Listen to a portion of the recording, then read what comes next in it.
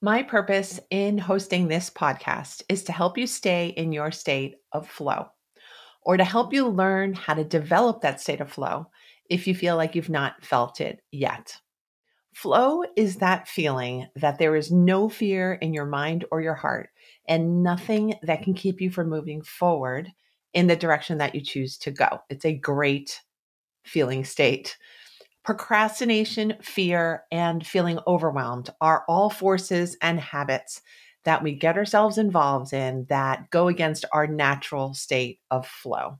And notice that I use the word natural there on purpose because I do believe that we at our core are ready for action. We're ready for creativity and we're ready for growth. That is our natural desire. It's our natural ability. And by nature, we like to be in flow. Even though right now you might be caught in a very old pattern of feeling stuck or not in flow, you're stuck from your desire and your ability to move in perfect and smooth flow. You really are just temporarily held back from that natural, well performing part of yourself. So let's get you back to flow if you're feeling overwhelmed today. That's my purpose for this particular episode.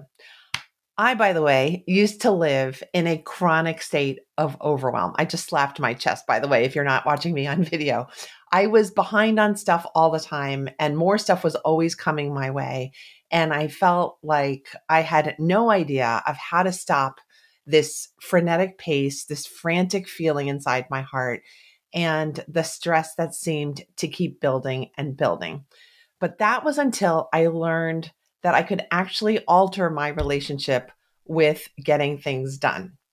Here are some of the tricks that helped me to heal my relationship with getting things done and allowed me to actually heal my relationship with myself in the process.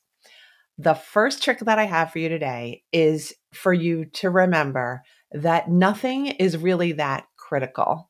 Most of us are not dealing with life or death situations and issues on a day-to-day basis, fortunately. But our nervous systems sometimes are acting as if we were. And I just want you to pause and wonder, why is that? Why do you feel everything is on the line every time you look at the next thing that you have on your to-do list?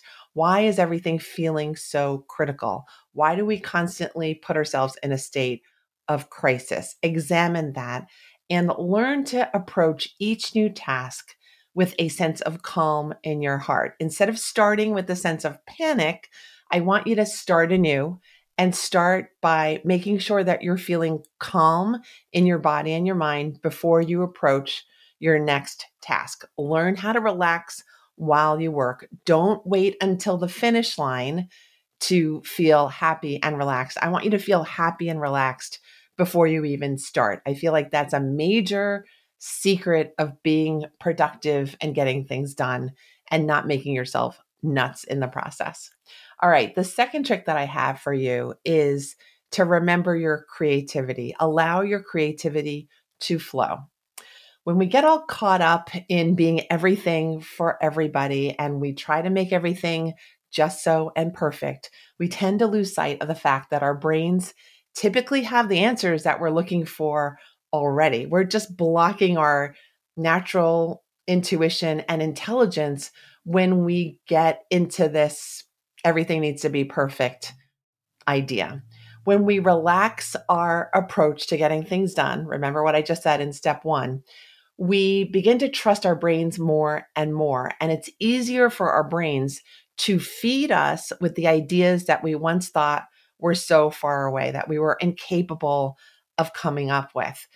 We no longer feel stuck. We start to trust our intuition and the ideas that are springing forward in our minds. And then we develop our confidence and our creativity at the same time.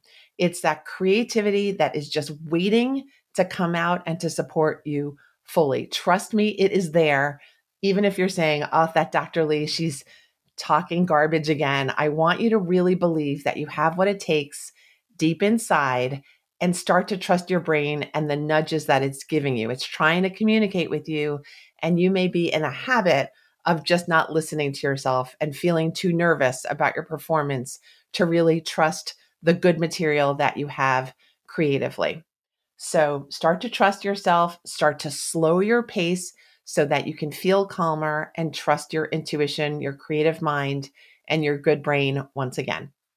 All right, the third trick that I have for you is to make sure that you don't burn yourself out. What is overwhelm in the first place? Overwhelm is that state when we have so many things going on that our ego can't tolerate the stress and the amount of things that we're looking at. So fix that pattern of getting overwhelmed. Make sure that you have rest periods every single day. Make sure that you have several rest periods over the course of a day. Make sure you are handling one thing at a time, even when there are multiple deadlines looming, because I believe we focus much better when we have one thing in front of us and we have one thing to focus on. Focusing on all the things makes us feel overwhelmed. It makes us feel like we're getting nowhere, and it makes us feel like we're in a crisis. Again, we want to move away from that feeling that we can't handle things and that our to-do list is going to eat us alive. Do not sacrifice your body to get your work done. That's part of that tip of not burning yourself out. Make sure you're keeping your diet healthy. Make sure you're doing regular exercise. Even if it's a little bit every other day, that still counts because you're keeping yourself again in that attitude and motion of flow. Make sure your body knows how to perform consistently and well without that high stress level tearing it apart. The fourth trick that I have for you is to find the joy in working. One of the most common comments that I get from new clients is that they find their work is hard or the thing that they want to get to is frustrating. And I teach them right away that it's that perception that things are hard and difficult and frustrating that keeps us literally away from our work. It makes us want to run in the opposite direction. And my purpose is to help you to feel like you want to run towards your work, that you're attracted to your work, that you're attracted to the idea of getting it done, that you're attracted to the idea of pure freedom when you turn your work in or when you press publish or when you close the book for the evening. That really it's that joy of knowing that you can go through the beginning, the middle, and the end of your work and feel good about yourself and the work throughout. We're basically eliminating that story that work is always frustrating, work is always too hard for us, and that we're never good enough for how we'd like to perform, because those stories are keeping us underperforming and in a procrastination state. Those stories are keeping us sad and underperforming. So let's get out of those false stories. Find the joy that you can have in working again. Don't see things as burdens. Don't see yourself as a burden, and go get them. Decide that you can create an entirely new relationship with working so that you can feel the benefits of being engaged in your work, being focused, having creativity flowing, and having real productivity at the end of the day when your head is hitting the pillow and you're feeling great about how the day went. The fifth trick that I have for you is you are allowed to take the shortcuts. I don't oftentimes teach this tip because I tend to help people work more quickly and work more easily. But sometimes there are just shortcuts that are available to us that sometimes we might think, oh, it's not really legitimate to do this so quickly or to have this be easy. And I'm just here to tell you, we want things to be easy. It's wonderful when shortcuts present themselves or when we find them or when we get into a flow and things really don't take as much time as they used to. Enjoy those shortcuts. You are not an illegitimate worker. Your process of working is not illegitimate. You're actually just getting better and better at it. You're getting smarter at getting things done. You're becoming your higher productive self. So enjoy that. Don't feel like you're sneaking around. You're not. Everything's on the up and up. You're just getting better at this. Remember that done is great. Done takes far less time than perfect. So get things done and get to the other side of your work so that you can have a lot more free time and that you can enjoy that free time really fully without guilt, without shame, and without things hanging over your head anymore. The last trick that I have for you, trick number 6, is to remember to breathe. I was recently being interviewed for a podcast by my voice coach, Tracy Goodwin. She's amazing. Listen to, I think it's episode 6. It's one of my first episodes with Tracy Goodwin on this podcast. Her podcast is Captivate the Room. So I was being interviewed for that podcast and I was enjoying my conversation with her. Things were really flowing. We were enjoying ourselves so much. And at the very end of the episode, I started feeling like my voice was straining and I started to cough. It was a mild cough, but if you've ever been a podcast guest, you know you don't want to have a coughing fit in the middle of a podcast episode. So I was done with my coughing.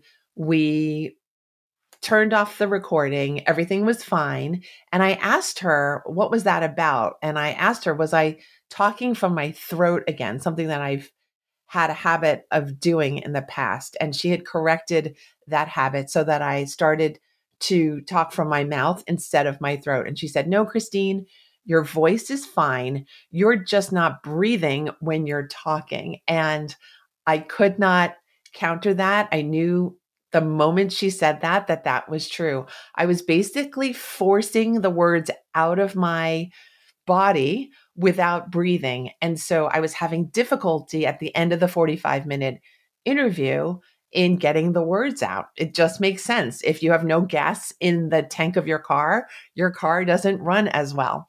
So that is the root of this particular trick. I want you not to forget to breathe. Breathe when you're talking. Breathe when you're working. Breathe when you're resting. Breath is basically the rhythm of your life. Breath is what keeps us alive. Breath is what keeps us having gas in the tank when we're trying to think of new things or get things done. So remember the rhythm of your life and remember to give yourself the benefit of calming yourself down, of taking a deep breath, of maybe even stopping for some intentional, deep, diaphragmatic breaths. Diaphragmatic just means that you're seeing your stomach move in and out, that you have this deeper well of breath from the diaphragm, the lower part of your torso. And take that time for yourself. Again, it's not illegitimate. It's actually the way we're supposed to be talking and working. So remember to breathe. Go with the pace that is right for you. Try not to rush things, as I was trying to rush those words out on that podcast interview. And learn from your mistakes. Ask your coaches, what do I need to do to speak more clearly, to speak more powerfully? These lessons tend to build upon each other and you get better and better and better. So that's the list that I have for you of the 6 tricks that can help you move past overwhelm. I'm wondering, what do you have to add to this list? I'm dying to know. So please let me know what you tend to do to make sure you stay clear of overwhelm. Send me a direct message on Instagram. I'm Procrastination Coach on Instagram, and let me know your secret trick. Let me know what tends to work for you. And I would love to share that out. If you give me permission to do that, I will start a conversation with everyone over on Instagram.